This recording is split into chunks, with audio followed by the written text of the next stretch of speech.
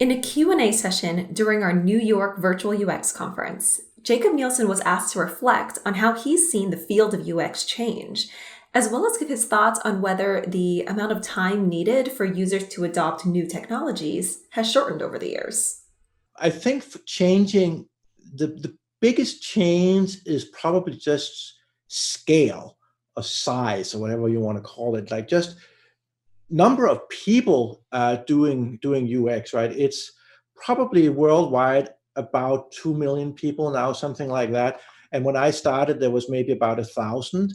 So in my career, so maybe 2,000 times, not 2,000%, but 2,000 times more people, many more companies, many more countries. I mean, even at this conference here, we already see people connecting from so many different places around the world, connecting to our event here. So worldwide, more span. Industry wise, it's not just only the computer industry or the telecommunications industry or even like finance companies or e-commerce. Those were some of the first industries to get on board with UX, but now it's all industries. So that I think is a really major change, which I also think will continue because we are nowhere near kind of peak UX at all. I really predict we'll go up to many more times than we have now. So I say I think we'll go to about 100 million people around the world. So from 2 to 100 million, that's 50 times more. So that's not nearly the same relative growth as 1,000 times growth in 2,000 times growth in my career. But in terms of numbers, right, it's going from 1,000 to 2 million. That's essentially 2 million extra. But from 2 million to 100 million, that's 98 million more extra. So in linear terms, that's a lot more people.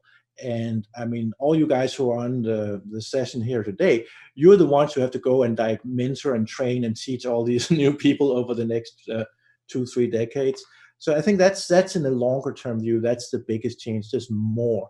It's also more in other ways, not just UX people, but it's also more users. It used to be that users were a very well-defined small set of the population. Now it's really everybody. What was it being used for?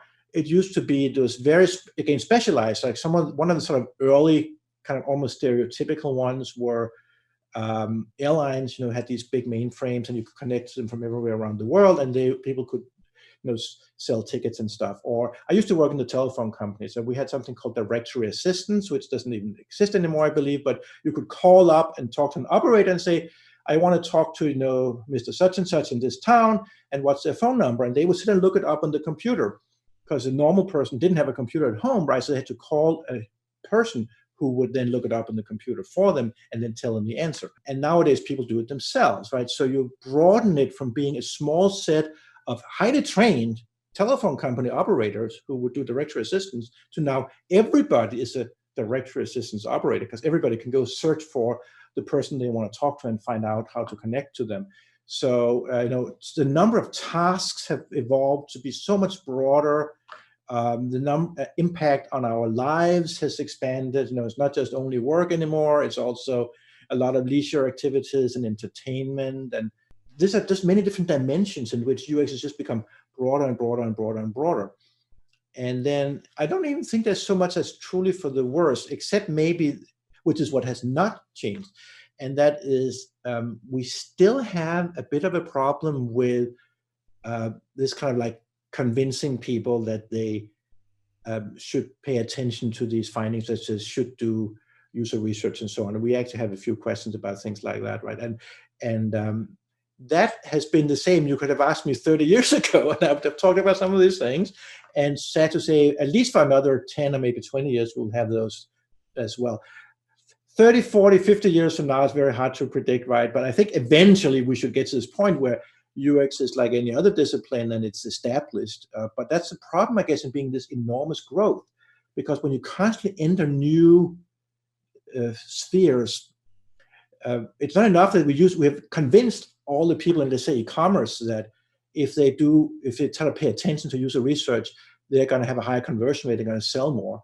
Yeah, so a lot of e-commerce companies have very elaborate user research now, But now we're like in 50 other new industries, and we've got to convince all those guys as well. So that's the downside, I think, of being in a constantly expanding field, is that we are gaining new ground, but that ground is sort of like it's held in a tenuous way, so to speak. And before it's like fully ours, that's going to take even more time.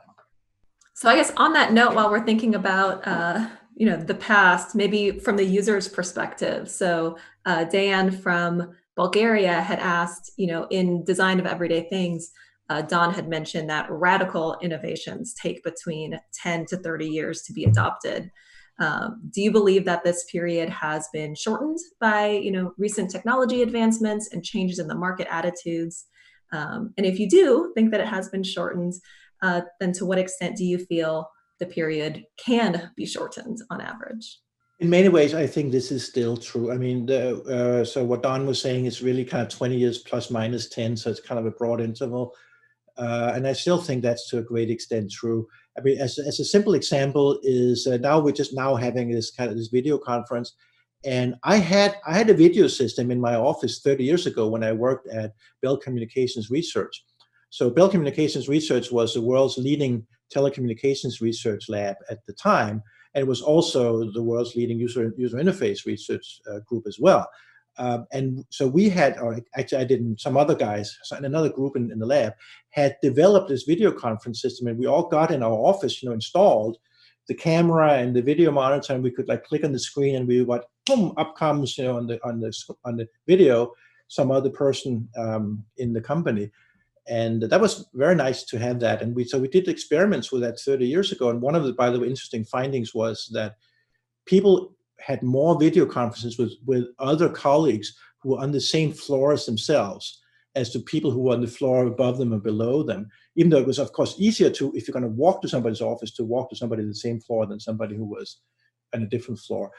But still, because you have more tight connections with people that you bump into all the time, therefore, we also had more video calls with them as well. So there was a lot of this research done 30 years ago on video calls, and now it's becoming popular, right?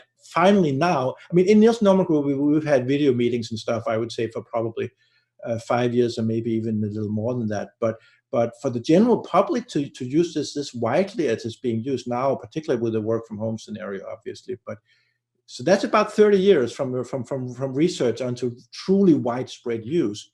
And I think we see things like that again and again, that it's for really major changes, they take a very, very long time. Now, smaller changes, you can sometimes get through faster.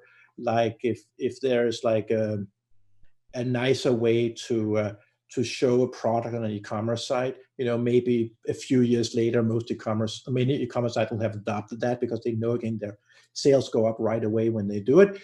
So smaller kind of localized changes, they can definitely permeate faster. That's the benefit of the internet, that we see these things, and there's a lot of parallel experimentation going on. In the old days, there was just a relatively small number of companies inventing new user interface ideas, and nowadays there's millions of companies doing it. So small changes I think we can see have faster technology uptake, but bigger things, are particularly things that require social changes, organizational changes. Those are extraordinarily conservative, change very, very, very slowly.